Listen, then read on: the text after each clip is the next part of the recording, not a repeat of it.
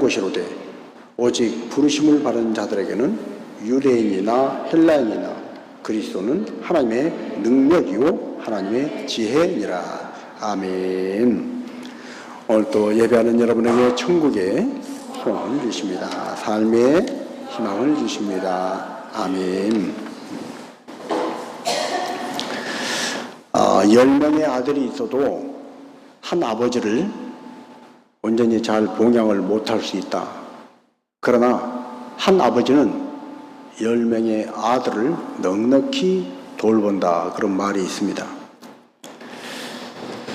이 세상에 부모가 자녀를 향해서 아낌없이 주는 그 마음, 힘들고 어려워도 나는 헐벗어도 자녀에게는 넉넉히 입히고 나는 고라도 배가 고파도 자녀에게는 넉넉히 풍성히 입히는 그 부모의 마음보다 더한 마음이 없는 것 같습니다.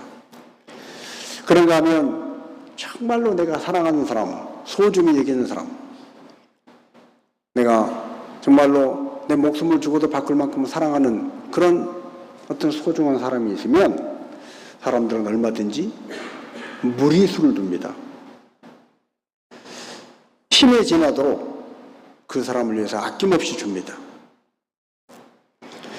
이 세상을 살아가면서 사람들은 세상의 성공을 위해서, 명예를 위해서, 심지어는 몸의 다이어트를 위해서도 무리수를 둘 때가 있습니다.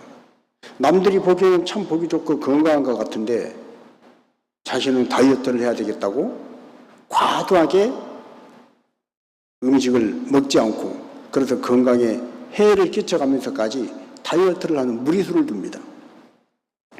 심지어 명예를 위해서, 가족의 명예를 위해서 우리 가문의 수치라고, 그리고 그 가문의 명예를 지키기 위해서 사람을 죽이는 경우도 있습니다. 지금도 인도나 파키스탄 쪽에 가면 명예살인이라고 그걸 아주 합법화하고 있습니다. 가족의 수치를 남겼다고 딸을, 여동생을 막 죽이는 거예요.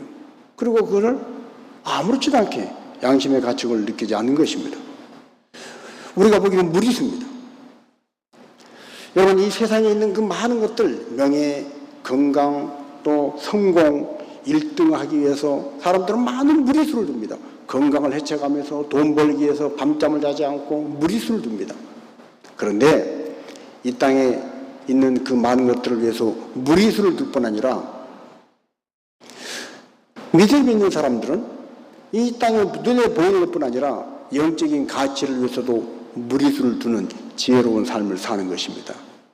성경에 보니까 마게도냐 교회들은 고린도후서 8장 1절부터 3절에 바울이 그 마게도냐에 있는 교회들을 칭찬했어요. 그 마게도냐에 있는 교회들은 자신들이 가난하고 어렵고 힘든 가운데도 하나님 앞에 드리는 연보를 위해서, 가난한 사람들을 구제하기 위해서, 하나님 나라를 위해서 정말 힘에 지나도록 연보를 했다. 바울이 그걸 아는 거예요. 아이고, 자기들도 풍족히 쓸 게 없을 텐데, 힘들 텐데 이렇게 과도하게 필요 이상으로 힘에 지나도록 연보를 했구나.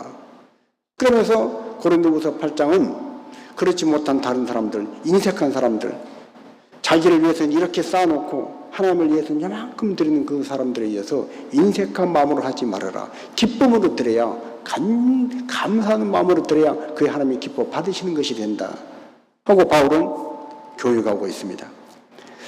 여러분, 사람들은 어떤 것에 의미를 두느냐, 어떤 것에 가치를 부여하느냐에 따라서 거기에 시간을 투자하고 돈을 투자합니다.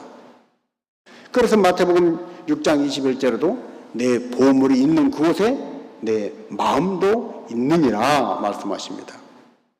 보물이 있는 곳에, 가장 귀한 곳에 자기가 가치를 부여하고 이것이 귀해, 이것이 소중해 하는 그곳에 사람들은 마음을 두고 그 마음이 있는 곳에 돈을, 시간을 투자한다는 것입니다. 그런데 하나님은 저와 여러분의 영혼에, 우리 영혼에 보물을 주시고 우리 영혼을 보물처럼 여기시고 하나님은 우리 영혼을 위해서 모든 것을 쏟아부으시고 우리 영혼을 구원하시기 위해서 하나님은 모든 것을 하나님의 마음을 다 쏟아 주신 줄로 믿습니다. 그것이 우리를 구원하시기 위해서 우리를 향하여서 주님이 주신 무리수입니다. 주님은 저와 여러분을 구원하시기 위해서, 우리에게 영원한 생명을 주시기 위해서 무리수를 주신 거예요. 말씀이 육신이 되어서 이 땅 가운데 오셨습니다. 요한복음 1장이 간단히 표현하고 있는 이 표현은 그냥 말씀이, 천지만물을 창조하신 말씀이 눈에 보이는 육신, 사람 몸뚱아리가 돼서 이 땅에 왔단다. 간단하게 기록이 되어 있지만 이것은 정말 우주적인 질서를 봐도, 자연계의 질서를 봐도 법칙을 깨고 그걸 뛰어넘는 무리수를 둔 것입니다. 하나님은 저와 여러분을 구원하시기 위해서 하나님이시면서 인간이 되어서 이 땅에 오시는 무리수, 성육신의 무리수를 두셨습니다. 그뿐 아니라 그것도 모자라서 십자가에 죽으시기까지, 이 땅에 있는 수많은 사람들이 있지만 가장 저주받은 사람이 못 박히는 그 십자가에 친히 하나님이면서 그 십자가에 못 박혀 죽으시는 그 무리수를 두셨어요. 저와 여러분을 구원하시기 위함인 줄로 믿습니다. 옛날 조선시대에 양반이 어느 날 하인이 너무 고생하는 걸 보고 자기가 양반 그 돋보자락을 다 벗고 하인들이 입는 그 더러운 옷을 입고 넌 잠깐 쉬어라. 그리고 하인이 종이 하는 일을 주인이 가서 대신 땀을 뻘뻘 흘리면서 그 일을 했다는 거예요. 여러분, 이것은 있을 수 없는 일입니다. 아니 어떻게 양반이 상놈의 옷을 입고, 그것도 자기 집 하인 종의 옷을 입고 종이 해야 할 일을, 아이고 불쌍해라, 힘들겠다, 내가 좀 도와줘야 되겠다, 그리고 그 자리에 내려가서 그 일을 합니까? 이것도 이해할 수 없는 무리수인데, 하나님께서 인간의 몸을 입고 이 땅에 오셨다는 것은 이런 것하고는 비교도 할 수 없는 무리수입니다. 더군다나 그 하나님이 이 땅에 오셔서 왕으로 오신 것도 아니에요. 무슨 높은 이 고위 관료로 오신 것도 아닙니다. 부자로 오신 것도 아닙니다. 가장 가난한 자의 모습으로 오셨고, 그리고 가장 저주받은 모습으로 십자가에 못 박혀 죽으셨다는 거예요. 이해할 수 없는 이 일을 왜 하셨는가? 하나님 왜 그 일을 하셔야 했던가? 우리 모두는 인생은 하나님의 형상대로 지음받았기 때문에 하나님을 찾아야 합니다. 하나님께로 가까이 나아가야 합니다. 그래야 생명을 얻고 하나님 안에서 영생의 복락을 누립니다. 그러나 인간은 하나님에게 나갈 수가 없습니다. 히브리서 12장 14절의 말씀과 같이 거룩함이 없이는 아무도 주를 보지 못하리라 그랬어요. 거룩함이 없이는 아무도 주를 보지 못하리라. 그런데 이 세상의 모든 사람이 거룩함이 있는, 하나님 앞에 나아갈 수 있을 만큼 거룩함이 있는 사람이 단 한 사람도 없습니다. 여러분, 이 세상에 아무리 인격자고 훌륭한 도덕 선생이고 윤리 선생이라 하더라도 하나님 앞에 나아갈 만큼 온전한 거룩한 사람은 아무도 없습니다. 그런데 주님 앞에 나아가야, 주를 만나야, 주님을 봐야 생명을 얻고 빛을 얻고 사는데, 생명이신 주님 앞에 나갈 수가 없고 빛이신 주님 앞에 나갈 수가 없으면 인간은 그대로 죽음 가운데서, 사망 가운데 처해 살다가, 어둠 속에 살다가 죽는 거예요. 그것이 인간의 운명이었습니다. 그런 인간이 하나님 앞에 나갈 수 있도록, 주님 앞에 나올 수 있도록 주님이 친히 인간의 몸을 입고 이 땅에 오셨다는 거예요. 그 일을 위해서 성육신하시고 그 일을 위해서 십자가를 지셨다는 것입니다. 여러분, 우리가 이 세상에 살면서 지독한 감기만 걸려도, 독감만 걸려도 사람들이 있는데 가는 걸 꺼려야 합니다. 혹시 옮을까봐. 피부병이 아주 지독한 피부병이 걸려도 공중 목욕탕이나 이런 데 가는 걸 꺼려야 합니다. 왜? 다른 사람에게 옮을까봐. 여러분, 사람도 감기, 바이러스나 피부병 같은 이런 이 질병만 있어도 사람이 사람 앞에 나가는 게 꺼려지는데, 하물며 이 사람을 지으신 거룩하신 하나님 앞에 인간이 어떻게 나가냐는 거예요. 인간이 자기 몸 그대로는 나갈 수가 없습니다. 마음에 온갖 죄된 생각들이 얼마나 많습니까? 마음속에 하나님 보시기에 합당하지 못한 그 죄된 것들이 얼마나 많습니까? 또한 손과 발이, 날마다 걸어다니는 발, 날마다 이것저것 만지는 손으로 우리는 얼마나 하나님 보시기에 합당치 못한 죄를 짓고 합당치 못한 더러운 것들 만지고 그런 발과 그런 손으로 어떻게 하나님 앞에 나갑니까? 그보다 더 기가 막힌 것은 순간순간 우리의 생각 속에 떠오르는 많은 생각들, 그 생각들이 하나님 보시기에 합당한 생각이 아니고 진리의 생각이 아니고 비진리의 생각들이 얼마나 많이 떠오릅니까? 여러분, 날마다 떠오르는 생각들이 막 창조적이고 긍정적이고 막 영적이고 진리에 부합한 그런 좋은 생각들만 떠오릅니까? 아닙니다. 때로는 단순한 작은 섭섭한 마음, 서운한 마음부터 시작해가지고 미운 마음, 막 죽이고 싶은 막 증오, 분노 이르기까지 얼마나 많은 생각들이 사람 생각 속에 떠오르는지 모릅니다. 그런 마음과 그런 손과 발, 그런 생각을 가지고 어떻게 하나님 앞에 나갈 수 있습니까? 못 나간다는 거예요. 그래서 구약 성경 이사야 선지자는 그 부정한 입술을 가진 인간으로 거룩하신 하나님을 만나 뵙고 나서 고백한 말이 있습니다. 화로다, 나는 망하게 되었도다. 이 부정한 입술을 가진 인생 중에 내가 거룩하신 만군의 하나님을 배웠으니 나는 화로다, 망하게 되었도다. 이 말이 무슨 말이에요? 아이고, 나 이제 죽었구나. 나 같은 죄인이, 이 더러운 죄인이 이 거룩하신 하나님의 그 존엄하신 영광을 배웠으니 나는 이제 죽겠구나. 그때 성경에 보니까 그 이사야가 하나님 앞에 나아가서도 그 하나님 앞에 나간 그 무리수를 뒀음에도 죽지 않고 산 비결이 있습니다. 자, 이사야 6장 6절과 7절입니다. 그때에 그 수랍 중에 하나가 부젓가락으로 제단에서 집은 바 숯을 손에 가지고 내게로 날아와서 그것을 내 입술에 대며 이르되 보라, 이것이 내 입에 닿았으니 네 악이 제하여 졌고 네 죄가 사하여 졌느니라 하더라. 아멘. 부정한 입술을 가진 이사야가 하나님을 배웠음에도 불구하고 어떻게 죽지 않고 살 수 있었습니까? 제단 숯불에서 집은 그 숯을 한 천사가, 수랍 중에 하나인 천사가 가지고 날아와서 그 입술에 대며 보라, 이것이 네 입에 닿았으니 네 악이 제하여졌고 네 죄가 사하여 졌느니라. 여러분, 하나님 앞에 나아갈 수 있는 것은, 하나님 앞에 나아갈 수 있는 거룩함은 인간의 힘으로 되는 것이 아닙니다. 사람의 노력으로 되는 것이 아닙니다. 이 세상에 어떤 사람이 피가 철철 흘리는 그 노력을 해도 하나님 앞에 나갈 수는 없습니다. 종교개혁을 했던 마르틴 루터의 그 유명한 일화가 있지 않습니까? 루터는 신부였습니다. 신부가 되기 전에도 그는 정말로 정결한 마음, 깨끗한 마음으로 살고 싶었습니다. 그래서 날마다 신부님 앞에 가서 고해 성사를 하는 거예요. 오늘 이런 죄를 지었어요. 저런 죄를 지었어요. 신부님, 또 고해할 것이 있습니다. 그러니까 야, 루터야, 그만 좀 갖고 와라 그랬다는 거예요. 오늘은 뭐냐? 오늘은 제가 지나가다가 갑자기 친구가 미운 생각이 들었어요.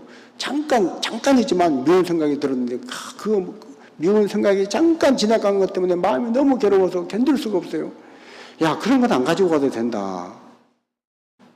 루터가 그랬던 사람입니다. 그래서 루터가 자기가 신부가 되었습니다. 그런데도 거룩한 사자가 됐음에도 불구하고 이 마음속에서 이 죄악이 더러운 것이 해결이 안 되는 거예요. 입에 닿아서 하나님의 숯불이 닿아서 악이 제하여지고 죄가 사해져야 하는데 그 확신이 없는 거예요. 그래서 그는 큰 높은 성당의 계단을 무릎으로 올라갑니다. 피를 철철 흘리면서 이렇게라도 해야 나는 똑바로 서서 이 계단을 올라갈 자격이 없다.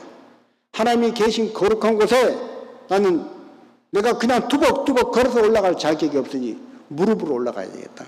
그리고 무릎으로 여러분 생각을 해보십시오. 우리 교회 본당 올라오는 계단 수가 14개인데 저기만 우리 언제 한번 우리 루터처럼 한번 하나님 앞에 그런 마음을 가지고 한번 올라가 볼까요? 그리고 무릎으로 올라온다. 글쎄요, 저부터도 참 쉽지가 않을 것 같아요. 14개 계단도. 그런데 루터는요, 큰 어마어마한 계단을 피를 철철 흘리면서, 그런데도 해결이 안 됐어요. 인간의 노력으로 안 되는 것입니다. 인간의 힘으로 안 되는 것입니다. 그래서 하나님의 은혜가 임해야 하는 것입니다. 오늘 우리가 인생에 살 길은 내 힘과 내 노력으로 되는 것이 아니라 내 능력으로 되는 것이 아니라 하나님의 은혜가 임할 때 되는 줄로 믿습니다. 제단 숯불을 대서 내 입에 대야 하나님의 은혜가 임해야 살 길이 열리는 것입니다. 그래서 시편의 기자로 자기 마음이 너무 더럽고 추하고 생각에 부정적인 생각, 의심하는 생각, 불안한 생각, 두려운 생각, 하나님 모시기 합당하지 못한 믿음과 반대되는 생각들이 너무나 많기 까닭에 그는 뭐라고 고백합니까? 주여 나를 정결하게 해 주옵소서. 정결하게 하는데 우술초로 나를 정결케 하여 주시옵소서 하고 기도를 하는 것입니다. 자, 시편 51편 7절 같이 한번 읽습니다. 우술초로 나를 정결하게 하소서. 내가 정하리이다. 나의 죄를 씻어 주소서. 내가 눈보다 희리이다. 아멘.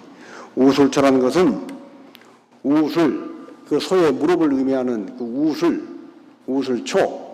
우리나라에 있는 우술초와 이 팔레스타인에 있는 우술초는 다릅니다. 제가 찾아보고 이래서 의미가 있는 거구나. 우리나라에 있는 우술초는 그런 정도로는 그냥 무릎 아플 때 이렇게 소 무릎 우술을 갖다가 과아 먹으면 좋다 이런 정도 차원이지, 이 팔레스타인 현지에 있는 우술초는 우리나라에 있는 우술초와 다릅니다.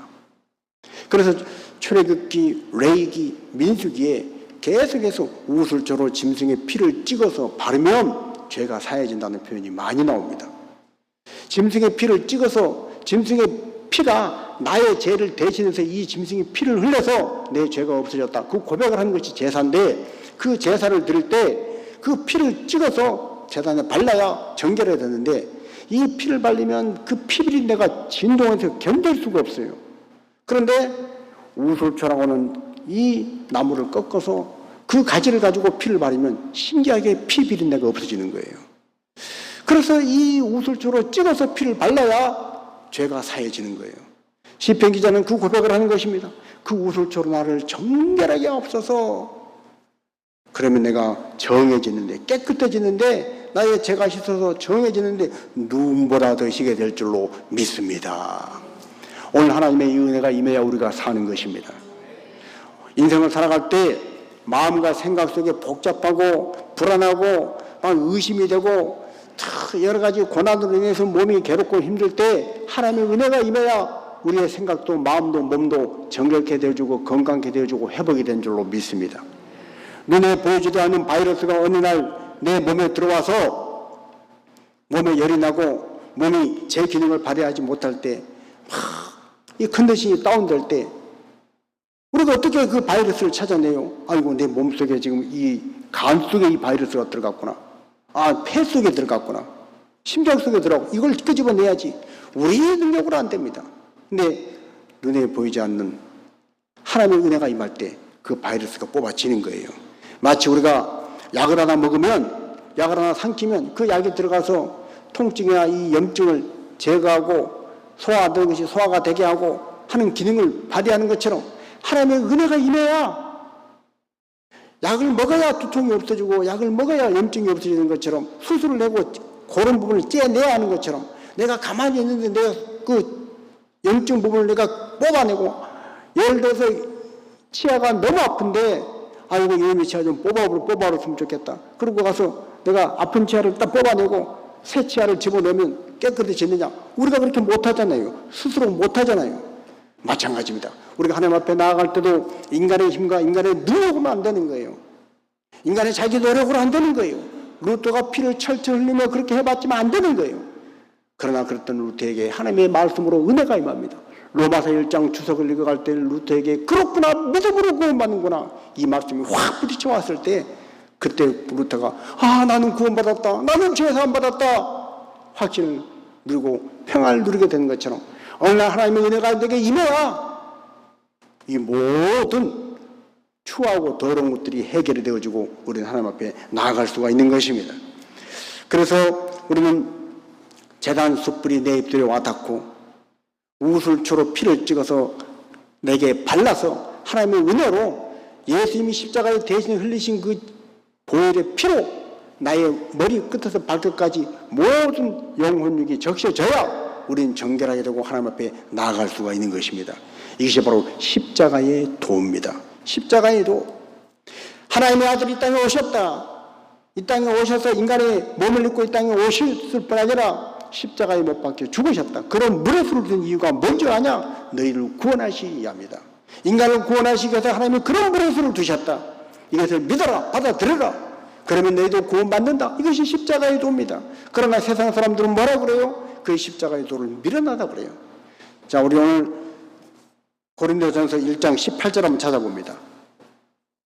우리가 방금 읽었던 본문에 고린도전서 1장 22절부터 읽었는데 우리 18절 한번 찾아봅니다. 고린도전서 1장 18절. 십자가의 도가 멸망하는 자들에게는 미련한 것이요 구원을 받는 우리에게는 하나님의 능력이라. 아멘. 아니 어떻게 하나님이 사람이 되어서 오셔? 그리고 사람이 되어 오셨으면 이야기면 최고 큰 나라의 제고 높은 왕이 되어 오시지. 마국간에 베들레헴 마국간에 그 가난한 목수의 아들로 태어나서 그렇게 살다가 십자가에 못 박혀 죽으셔? 아이고 이런 미련한 짓이 어디 있어. 그런데 그 십자가에 못 박혀 죽은 예수라는 사람을 다시 3일 만에 부활했다고 그걸 믿으면 구원받는다니. 이런 간단한 게 어디 있어. 이런 말도 안 되는 법이 어디 있어. 그러나 그 말도 안 되는 법을 하나님이 무릇을 두셔서 십자가의 도로 정해 놓으신 줄로 믿습니다. 그 십자가의 도를 통해서 우리가 구원받는 거예요. 그러나 이 십자가의 도가 멸망하는 자들이 보기에는 미련해요. 말도 안 되는 거예요. 그러나 구원을 받는 저와 여러분이 보기에는 하나님의 능력이 된 줄로 믿습니다. 오늘 그래서 하나님은 가장 약한 십자가, 저주받은 십자가를 통해서 가장 강력한 구원을 이루어 주신 것입니다. 사망을 이기고 죽음을 이기고 모든 죄를 없애버리는 그 가장 강력한 구원을 가장 연약한 십자가, 저주받은 십자가로 하나님이 이루신 거예요. 이것이 바로 하나님의 지혜라는 것입니다. 그 하나님은 또한 우리가 가장 연약할 때, 부족할 때 그 일을 해주셨어요. 그래서 로마서 5장 6절은 뭐라고 표현해요? 우리가 아직 연약할 때에 기약대로 그리스도께서 우리를 위하여 죽으셨다는 거예요. 우리가 아직 연약할 때 그런 자격도 없고 하나님 보시기에 아이고 예뻐라 할 만한 예뻐할 만한 것도 없을 때 우리가 연약할 그때 기약대로 하나님의 약속하신 약속대로 창세기 3장 15절에 약속하셨던 약속처럼 언젠가는 내가 구세주로 보내서 메시아로 보낼 것이다. 그 약속처럼 하나님의 아들이 우리를 대신해서 죽으셔서 경건하지 않는 저와 여러분을 위해서 죽으셔서 하나님의 은혜가 우리에게 임한 줄로 믿습니다. 또 로마서 5장 8절은 우리가 아직 죄인 되었을 때에 그리스도께서 우리를 위하여 죽으심으로 하나님께서 우리를 향한 자기의 사랑을 확증하셨느니라. 내가 아직 죄인이었을 때 하나님의 아들이 미리 나를 위해서 내가 죄인이었는 그때 나를 위해 죽으신 거예요. 그래서 받아들이기만 하면 우리에게 구원이 임하는 이 놀라운 비밀, 이것이 바로 십자가에도 십자가의 비밀입니다. 자, 하나님은 그렇게 우리를 위해서 말할 수 없는 말도 안 되는 무리수를 두셨습니다. 그 하나님께서 지금도 우리를 찾으시는데, 지금도 우리를 부르시는데 어느 때 어떤 모습으로 부르시냐? 우리가 막 잘 나가고 성공하고 1등하고 건강하고 막 자랑할 만한 그런 모습일 때 우리를 부르신 것이 아니라 우리가 연약하고 우리가 어리석고 실패하고 상하고 찢기고 힘들 때 그때 하나님이 우리를 찾으셔서 부르실 때 아멘, 하나님 나를 부르셨군요. 내가 병들었습니다. 내가 실패했습니다. 내가 아픕니다. 하나님 나 여기 있습니다 하고 부르시면 응답하여 나올 그 사람을 통해서 하나님은 건강한 사람, 부한 사람, 지혜로운 사람을 부끄럽게 하신다는 거예요. 자, 고린도전서 1장 27절부터 29절 같이 한번 보십니다. 그러나 하나님께서 세상에 미련한 것들을 택하사 지혜 있는 자들을 부끄럽게, 세상에 약한 것들을 택하사 강한 것들을 부끄럽게 하려 하시며 하나님께서 세상에 천한 것들과 멸시받는 것들과 없는 것들을 택하사 있는 것들을 폐하려 하시나니 이는 아무 육체도 하나님 앞에서 자랑하지 못하게 하려 하심이라. 아멘. 여러분 인생을 살 때 내가 가장 비참할 때, 가장 부끄러울 때, 가장 마음이 아프고 실패하고 주저앉고 싶은 절망적일 때 그때 하나님이 나를 찾으시는 거예요. 내가 하나님을 정말로 가장 필요로 할 때 하나님이 계신다면 나 좀 살펴주세요. 하나님이 계신다면, 신이 있다면 이 기가 막힌 고통에서 나를 좀 건져주세요 하고 인간이 가장 하나님을 필요로 할 그때 바로 하나님이 사람을 찾으시는 거예요. 여러분, 이 세상에 살아가면서 많은 사람들은 하나님이 계신다면 어떻게 이럴 수가 있냐고 말합니다. 근데 어떻게 하나님이 계신다면 이럴 수가 있냐는 그때가 바로 하나님이 그 사람을 찾으시는 거예요. 얘야, 내 앞에 와라. 지금 그럴 때가 아니다. 너무 아프지? 너무 고통스럽지? 너무 힘들지? 네 혼자 안 되겠지? 그러니까 내게로 와라. 하나님이 찾으시는 거예요. 그 찾으시는 찾으심에 하나님 내가 여기 있습니다 하고 인정하고 나오면 그 사람을 통해서 봐라. 이 세상에 있는 강한 사람에게 너 강하다고 큰 소리 쳤지. 이 약한 사람이 약한 자를 통해서 내가 이 사람을 봐라.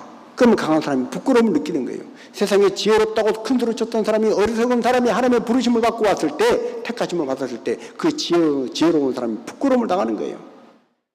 천한 자가 왔을 때 귀한 자가 부끄러움을 당하는 거예요. 그걸 패하셔서 어떤 육체도 하나님 앞에서 자랑하지 못하게 하려 하심이라. 이것이 바로 십자가의 비밀, 십자가의 지혜, 하나님의 지혜인 줄로 믿습니다. 그래서 계시록 3장 21절에 지금도 하나님은 말씀하시는 거예요. 볼지어라, 내가 문 밖에 서서 두드리느니 누구든지 내 음성을 듣고 문을 열면 나는 그에게로 들어가서 그와 더불어 먹고 그는 나와 더불어 먹으리라. 여러분, 하나님은요, 우리가 아플 때, 힘들 때, 지쳤을 때, 실패했을 때, 낙심할 때, 외로울 때, 괴로울 때, 답답할 때 마음을 두드리시는 거예요. 문 밖에서. 무슨 문을 두드리세요? 마음의 문을 두드리시는 거예요. 너 답답하지? 외롭지? 이해가 안 되지? 힘들지? 고통스럽지? 혼자 안 되겠지? 너무 무섭지? 톡톡톡 두드리시는 거예요. 그때 누구든지 두드리신 주님의 음성을 듣고 마음의 문을 열면, 십자가를 영접하면, 하나님의 준비해 놓으신 그 은혜를 받아들이면 하나님이 더불어 먹고 그는 나와 더불어 먹으리라. 즉 구원의 역사가 이루어지는 것입니다. 오늘 이 십자가의 도를 세상 사람들은 미련하다고 그래요. 어리석다고 그래요.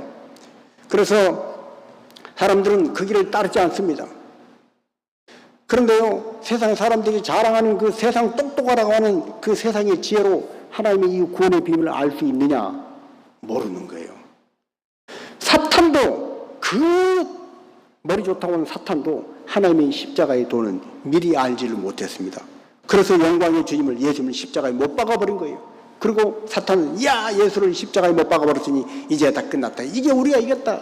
그러나 십자가에 못 박는 그 순간에 아무 죄도 없는 예수님을 십자가에 못 박는 그 순간에 사탄은 멸망하고 모든 사망과 죽음의 권세를 다 내놓고 사탄은 예수님의 발 앞에 엎드린 줄로 믿습니다.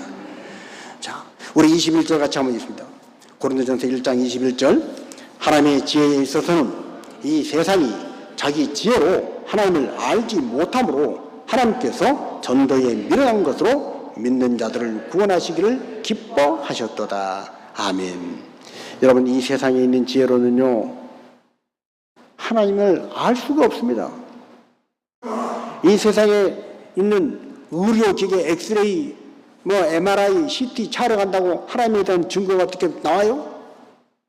로켓을 쏴서 하나님이 계신 곳에 가서 하나님 여기 계셨구나. 과학기술이? 아니요. 철학하는 사람들이 그 사유, 그 깊은 사유를 통해서 하나님을 찾아내요? 아닙니다. 이 세상의 지혜로는 하나님을 알 수가 없습니다. 그래서 하나님은 그 전능하신 하나님, 그 거룩하신 하나님, 우리의 생명의 주관자 되신 하나님을 무엇으로 인생들에게 나타내 보이시느냐? 뭐를 통해서요? 전도에 미련한 것으로 나타내 보이시는 거예요. 그래서 여러분, 전도가 때로는 소용없는 것 같고 의미 없는 것 같고 힘들고 어렵고 귀찮고 무슨 의미가 있나 싶을 때지만, 그러나 전도는 하나님의 지혜인 줄로 믿습니다. 인간을 구원하는 하나님의 지혜라는 거예요. 때를 얻든지 못 얻든지 우리가 말씀을 증거해야 할 이유가 바로 여기에 있습니다. 바울은 그것을 알았기 때문에, 하나님이 이 놀라운 비밀을 알았기 때문에 바울은 자기가 가진 모든 것을 내려놨어요. 자기가 가진 가문의 그 자기 좋은 가문 그 배경 다 내려놨어요. 명예 로마 시민권 그 신분 다 내려놨어요. 가말리알 소생에서 배웠던 그 학문 학식 똑똑한 거 다 내려놓고 뭐라고 말해요? 이건 다 배설물이란 거예요. 배설물, 화장실에 가서 버려야 할 배설물과 마찬가지다. 나는 내 주 그리스도를 아는 지식을 가장 고상함으로 알고 내 주 그리스도를 아는 지식 그것만 나는 쫓아가고 십자가만 자랑하고 나는 약할 때 오히려 나의 약함을 오히려 자랑할 것이다. 여러분, 오늘 우리가 하나님 앞에 이런 자가 되어야 바울처럼 하나님 앞에 무리수를, 주님을 위한 무리수를 두는 사람이 되는 것입니다. 우리는 대강절 절기를 지나고 있습니다. 주님이 우리 가운데 오시는 주 오심을 기다리는 이 계절에 주님이 내 마음에 오시면, 내 아픈 육체에 오시면, 우리 가정에 오시면 내 마음이 평화를 얻고 내 아픈 몸이 고침을 받고 우리 가정의 아픔이 해결되고 문제가 해결될 줄로 믿습니다. 주 오심을 기다리는 이 계절에, 이 대강절 계절에 우리가 할 것이 하나 있습니다. 그건 뭡니까? 바울의 발자취를 따라서 나도 주님을 위해서 작은 무리수를 한번 더 보는 거예요. 지금 내 입장에 그럴 것이 아닙니다. 내 형편에 그럴 여유가 없습니다. 그러나 바울이 모든 걸 내려놨던 것처럼 나도 모든 걸 내려놓고 내 지혜를 내려놓고 나의 자랑거리를 내려놓고 나의 의를, 내가 옳다고 하는 나의 의를 내려놓고 하나님 앞에, 하나님, 내가 잘못된 것입니다. 내가 약합니다. 내가 어리석습니다. 내가 부족합니다. 내가 아픕니다. 내가 힘듭니다. 내려놓고 나가는 거예요.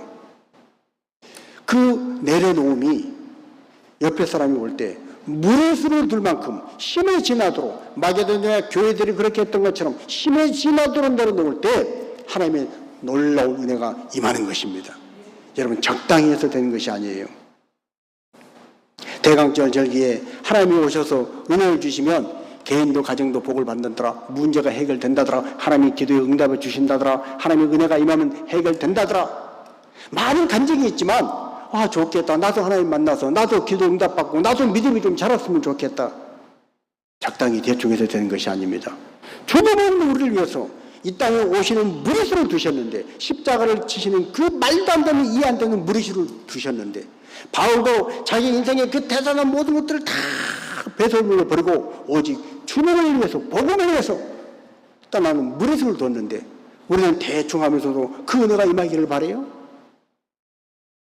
여러분, 역설적이게도 하나님은 우리가 뭔가를 할 수 있을 것 같고 자랑거리가 있고 뭔가 좀 자신감이 있고 뭔가 좀 남 앞에 떳떳하게 내 보일 것이 있을 그때 하나님이 나를 찾는 것이 아닙니다. 나는 자꾸 숨고 싶어요. 사람들 만나기 싫어요. 교회에 가서 사람들 얼굴 보기가 두려워요. 그때 하나님이 찾으시는 거예요. 이걸 이겨내야 하는 거예요. 너무 실패했어요. 창피해요. 부끄러워요. 아파요. 주저앉았어요. 그래서 누구도 만나고 싶지 않아요. 사람들이 누가 볼까 봐 자꾸 숨어요. 어두운 방에 방문을 꼭꼭 닫고 불 다 끄고 캄캄한 혼자 있는 그 외로운 가운데 주님이 찾으시는 거예요. 애야, 문 열어봐라. 마음의 문 좀 열어봐라. 똑똑 두드리시는 거예요. 그때 내가 무리수를 둬야 돼요. 어떤 무리수를 둬요? 창피해도 부끄러워도 두려워도 그래, 주님 앞에 나가자.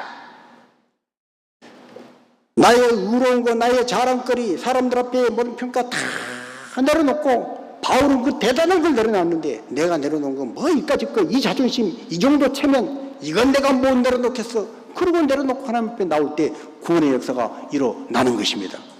그런데 이 구원의 역사가 일어나기까지 혼자 하는 거예요. 어렵게 까닭에 어떻게 해야 한다는 거예요? 전도해야 한다는 거예요. 누가 도와줘야 한다는 거예요. 누군가 가서 손 내밀면 나랑 같이 교회 가자. 나랑 같이 교회 가자. 초청한 사람이 있어야 하는 거예요. 그 전도에 미련한 것으로 하나님 믿는 자들을 구원하시기를 기뻐하시고 그것이 하나님의 기쁨이라 말씀하십니다. 그것이 하나님께서 우리에게, 얘야, 내가 네게 바라는 것이 있다. 내가 너한테 기대하는 게 있다. 그것이 바로 전도하는 것입니다. 이 전도에 미련한 것을 통해서 하나님 오늘 또 한 영혼을 세워가시고 하나님이 기뻐 바르시는 아름다운 제사로 흠양하시는 것입니다. 자, 우리 22절부터 24절 말씀 같이 한번 해보십니다.